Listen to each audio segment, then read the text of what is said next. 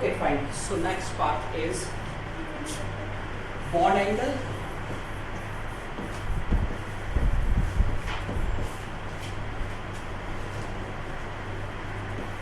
and bond length. Bond angle and bond length. Okay, fine. तो अगर हम bond angle और बॉन्ड लेंथ की बात करते हैं तो चाहे अल्कोहल की बात करें, चाहे फिनोल की बात करें, चाहे ईथर की बात करें, किसी की भी बात करें, they have 2 lone pairs and 2 bond pairs, जिसके कारण इनकी ज्योमेट्री जो होती है या शेप है दैट इज एंगुलर. ठीक है, फाइन. सॉरी. अब इस केस में एंगुलर, जैसे अल्कोहल की बात करते हैं, ROH, इस केस में इसके पास 2 लोन पेयर. फिर अगर हम ईथर की बात करते हैं, इसके पास भी 2 लोन पेयर. फिर अगर हम फिनोल की बात करते हैं, यानी कि बेंजीन के ऊपर OH, इसके पास भी 2 लोन पेयर्स. तो ऑर्डिनरी जो टेट्राहेड्रल ज्योमेट्री है, उस टेट्राहेड्रल ज्योमेट्री में there should be bond angle of 109 degree 28 minutes. ठीक है, फाइन. टेट्राहेड्रल ज्योमेट्री आप जानते हैं, it is tetrahedral, CH H H H, ये टेट्राहेड्रल ज्योमेट्री है. ठीक है, फाइन. और अगर इस पे लोन पेयर आ जाए, इस केस में एक लोन पेयर आ जाए, एक और लोन पेयर आ जाए, तो ज्योमेट्री हो जाती है एंगुलर. तो इसका बॉन्ड एंगल होना चाहिए था 107 अगर टेट्राहेड्रल है, लेकिन ये 107 से लेस होता है. ये जो अल्कोहल है, इसका बॉन्ड एंगल इज लेस. ठीक है, फाइन. टेट्राहेड्रल से लेस है. क्यों? क्योंकि इसके पास के जो लोन पेयर्स हैं, ये 2 लोन पेयर्स हैं, ये स्पेस को ऑक्यूपाई करते हैं. क्योंकि ये स्पेस को ऑक्यूपाई करते हैं, इसलिए ये पूरा का पूरा स्पेस ऑक्यूपाइड है. इसके कारण क्या होता है, ये एटम्स नजदीक आ जाते हैं. समझ आ गई? जैसे मैंने हाथ ऐसे रखा है और यहाँ पे बाहर आ जाए और यहाँ पे बाहर आ जाए, तो हाथ ऐसे हो जाएगा. तो पहले 180 डिग्री का एंगल था, अब कम हो जाएगा angle. Exactly same is the case. समझ आ गई बात? तो इस केस में बॉन्ड एंगल डिक्रीज कर जाता है अल्कोहल का. ये समझ आ गई? और जैसे जैसे हम इस तरफ को बढ़ते हैं, बॉन्ड एंगल इंक्रीज कर रहा है. क्यों इंक्रीज कर रहा है? क्योंकि इस केस में अब आगे बल्की ग्रुप एल्काइल. समझ आ गई? बल्की ग्रुप के आगे एल्काइल, ये एक दूसरे को रिपेल करेंगे. क्या करेंगे बेटा? रिपेल. अब यहाँ पे कोई चीज आपस में रिपल्शन करेगी तो क्या करेंगे? They will move away. Is that clear? तो they will move away. Repulsion हुई, दूर जाना शुरू करेंगे. जितनी ज्यादा रिपल्शन उतना दूर. तो बॉन्ड एंगल क्या कर जाएगा? इंक्रीज. समझ आ गई? जब रिपल्शन होगी, आपस में रिपल्शन होगी, बॉन्ड एंगल क्या कर जाएगा? इंक्रीज. लोन पे रिपेल करेगा तो बॉन्ड एंगल क्या कर देगा? डिक्रीज. तो इस केस में अल्काइल ग्रुप के स्पेस ऑक्यूपाई करने के कारण बॉन्ड एंगल क्या कर रहा है? इंक्रीज. ये तो और ज्यादा बल्की ग्रुप है बेंजीन, तो ये और ज्यादा रिपल्शन कॉज करेगा बॉन्ड एंगल. और बॉन्ड एंगल से bond angle lone pair decrease करता है. बताया मैंने, लोन पेयर जो है, अगर यहाँ पे लोन पेयर है तो ये बॉन्ड एंगल क्या है? 180 डिग्री से कम हो जाएगा. और अगर यहाँ पे रिपल्शन है तो बॉन्ड एंगल बढ़ जाएगा. ठीक है, fine. So this is about it कि इस केस में बॉन्ड एंगल में वेरिएशन होती है. अब आती है इस केस में बॉन्ड लेंथ. बॉन्ड लेंथ की अगर हम बात करते हैं तो बॉन्ड लेंथ में हम बोलते हैं कि जो फिनोल है, फिनोल में जो कार्बन ऑक्सीजन की जो बॉन्ड लेंथ है दैट इज लेसर. ये जो कार्बन ऑक्सीजन की जो बॉन्ड लेंथ है दैट इज लेस. क्यों? क्योंकि इसका जो लोन पेयर है वो रेजोनेंस में इन्वॉल्व होता है, उसके कारण पार्शियल डबल बॉन्ड कैरेक्टर आ जाता है. ये जो ऑक्सीजन का लोन पेयर है, जब रेजोनेंस में इन्वॉल्व होगा तो ऑक्सीजन और कार्बन के बीच में क्या आ जाएगा? Partial double bond character. Double bond की बॉन्ड लेंथ कम होती है, सिंगल बॉन्ड की बॉन्ड लेंथ ज्यादा होती है. डबल और सिंगल के बीच में पार्शियल डबल बॉन्ड होता है, यानी कि सिंगल की बॉन्ड लेंथ सबसे ज्यादा, पार्शियल डबल बॉन्ड की उससे कम, और डबल बॉन्ड की सबसे कम. Is that clear to all? Fine. समझ आ गई बात? तो इसलिए पार्शियल डबल बॉन्ड की सिंगल के मुकाबले कम होगी. तो फिनोल में क्योंकि पार्शियल डबल बॉन्ड है, इसलिए इसकी बॉन्ड लेंथ कम होती है.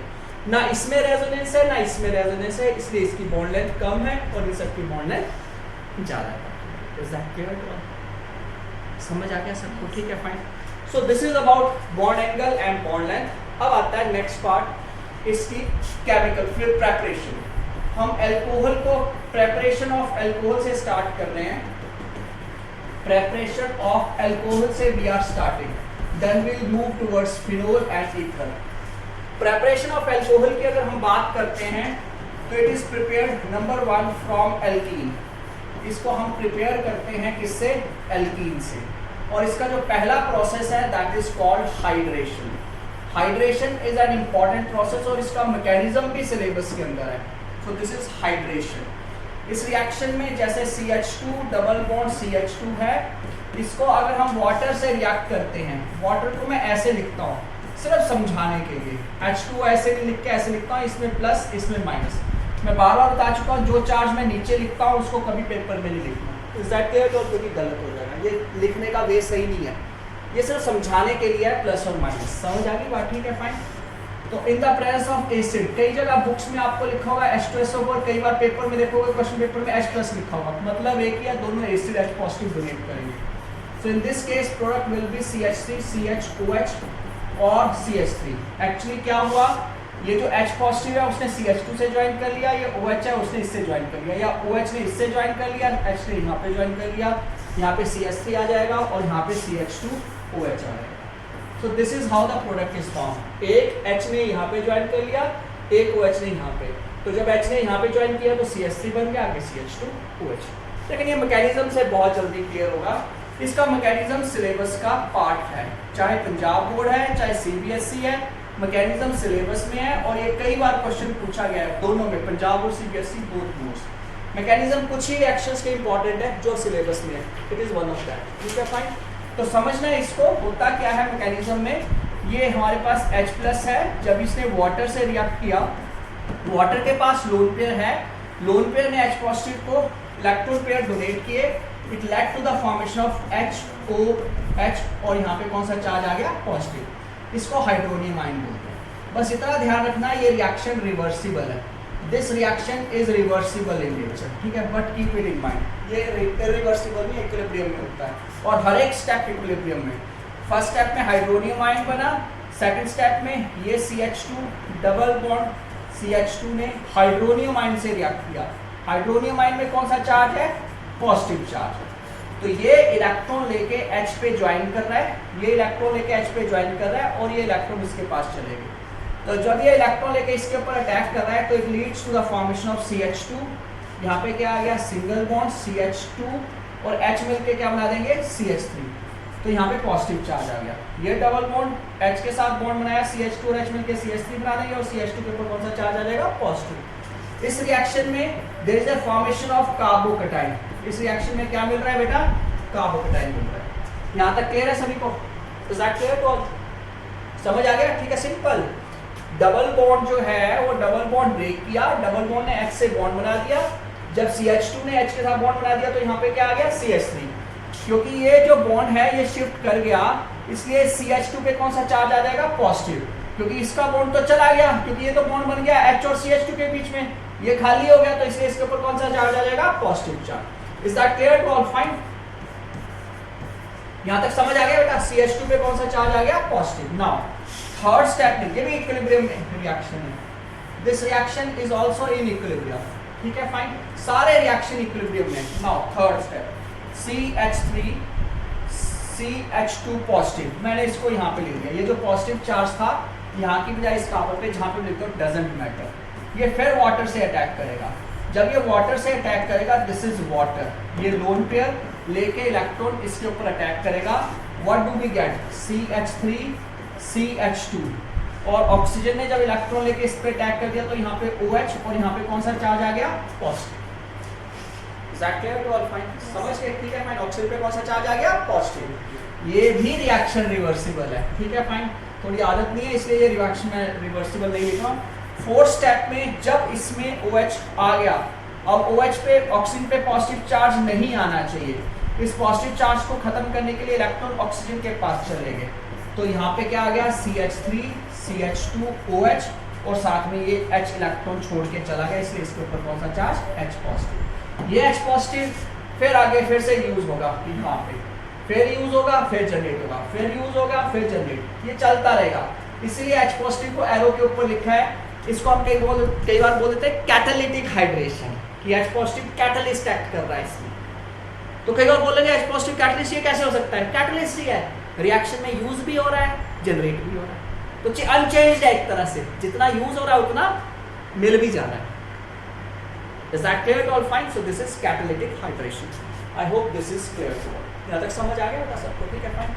So now comes hydration में एक चीज ध्यान वाली ये है कि इस केस में there is a formation of carbocation. यहाँ पे कार्बोकेटाइन का बनना ही बहुत इंपॉर्टेंट है, और ये रिएक्शन मार्कोनिकॉफ रूल को फॉलो करता है। यानी कि अगर आपके पास यहाँ पे CH3 CH double bond CH2 हो, और मैंने वाटर को ऐसे ही लिखा था H और OH, तो आप समझ गए मैंने यहाँ पे लिखा था this is minus this is plus in the presence of acid. Markovnikov rule बोलता है नेगेटिव पार्ट उस हाइड्रोजन कार्बन से ज्वाइन करता है जिसमें हाइड्रोजन का नंबर कम है, पॉजिटिव पार्ट उस कार्बन से ज्वाइन करता है जिसमें हाइड्रोजन का नंबर ज्यादा है।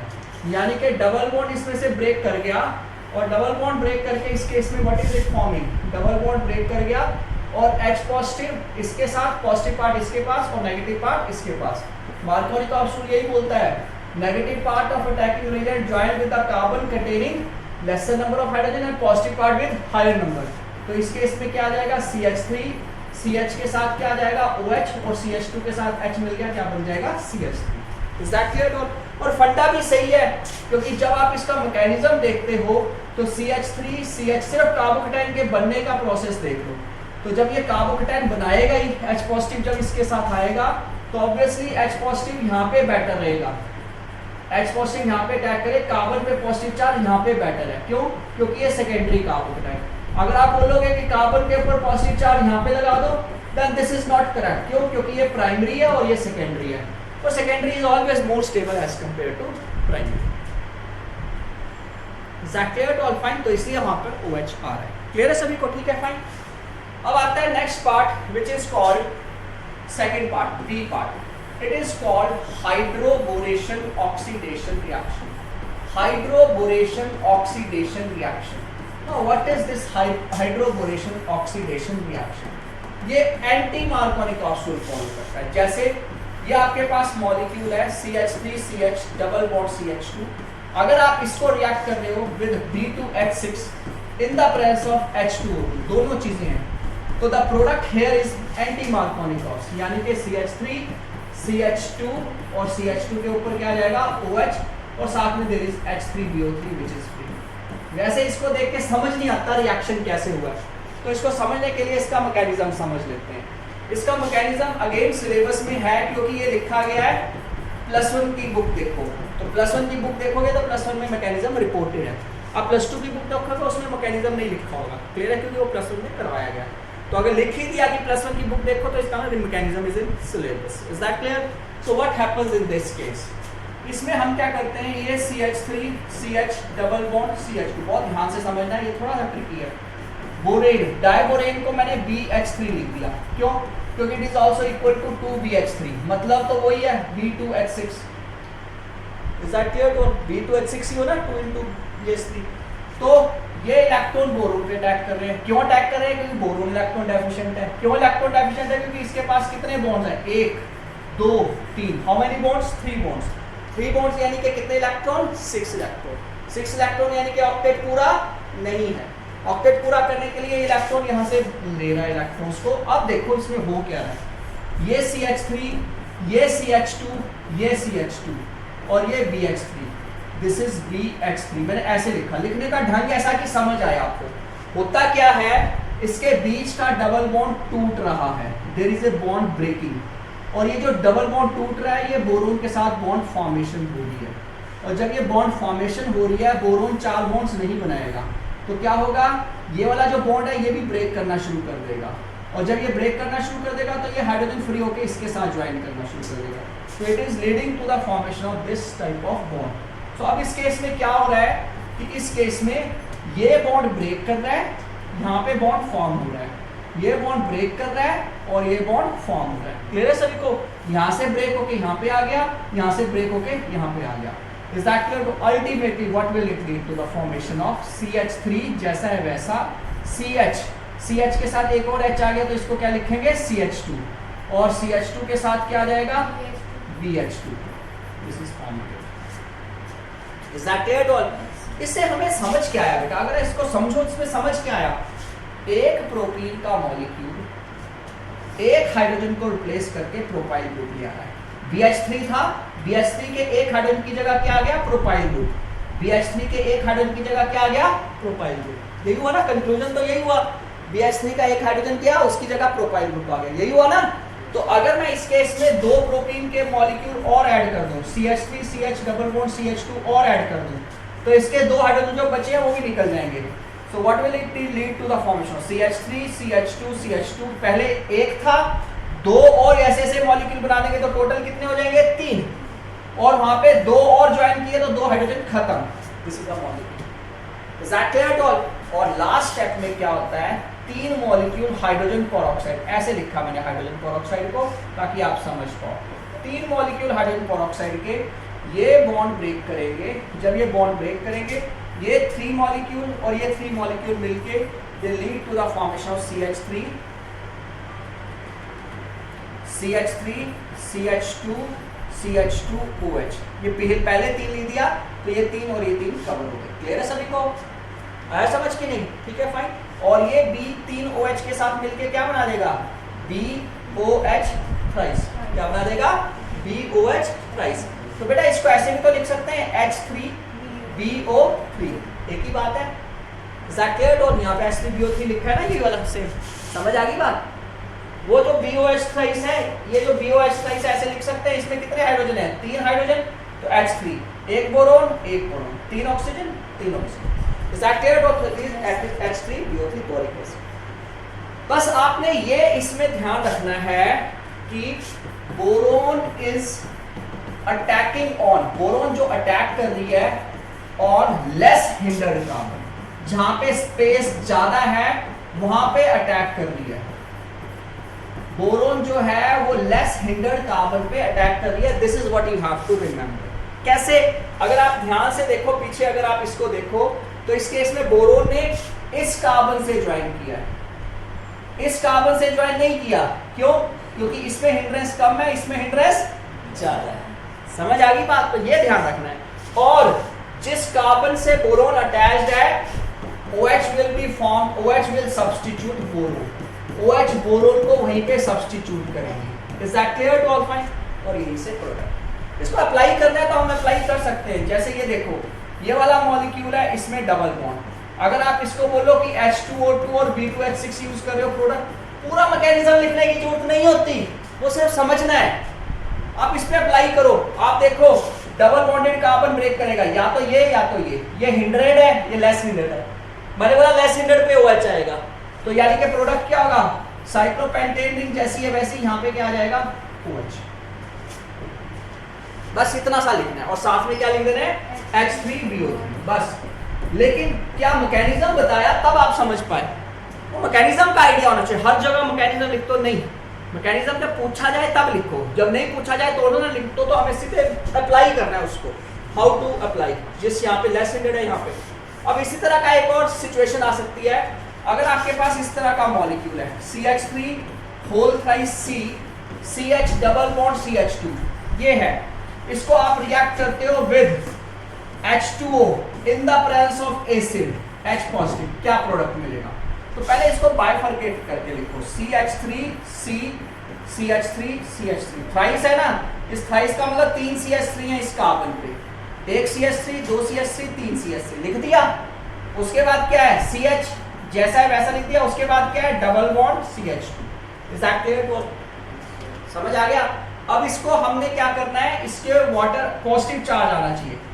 सिंपल, पूरा मैकेनिज्म देखो, बस यहाँ पे पॉजिटिव चार्ज कहाँ पे आए, या इस कार्बन पे या इस कार्बन पे। Obviously this is better option, क्योंकि ये सेकेंडरी हो जाएगा। यानी कि जब H पॉजिटिव अटैक करेगा तो हमारे पास CH3 CH3 CH, यहाँ पे पॉजिटिव चार्ज आएगा और यहाँ पे CH3 बन जाएगा। क्यों? H पॉजिटिव यहाँ पे अटैक करेगा तभी पॉजिटिव चार्ज यहाँ पे आएगा। अगर H पॉजिटिव यहाँ पे अटैक करता तो पॉजिटिव चार्ज यहाँ पे आता। क्लियर है सभी को? कहाँ आना चाहिए, यहाँ पे। क्यों? ये सेकेंडरी है और वो क्या है, प्राइमरी। बेटा समझ आ रहा है सबको? ठीक है, मैंने नहीं बोला एंटी मार्कोनिक आउटपुट, मैंने तो बोला कि वाटर और H पॉजिटिव यूज हो रहे हैं। आपको देखना पड़ेगा कौन सी चीज यूज हो रही है इसमें। Is that clear to all? समझ आ गई बात? ठीक है, फाइन। नाउ अब इसके बाद क्या हुआ, जब फर्स्ट पॉजिटिव चार्ज आ गया तो इस केस में ये CH3 इलेक्ट्रॉन लेके यहाँ पे शिफ्ट करेगा। क्यों शिफ्ट करेगा? इसको बोलते हैं 1,2 methyl shift. This shift is called 1,2 methyl shift. क्या मिलेगा?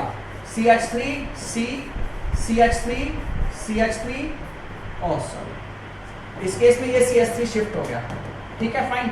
अब ये CH3 शिफ्ट होके यहाँ पे आ गया तो यहाँ पे CH3 और यहाँ पे CH3 और यहाँ पे कौन सा चार्ज? पॉजिटिव। ये CH3 इलेक्ट्रॉन लेके यहाँ पे आ गया तो यहाँ पे कौन सा चार्ज आ गया? पॉजिटिव। हुआ क्यों?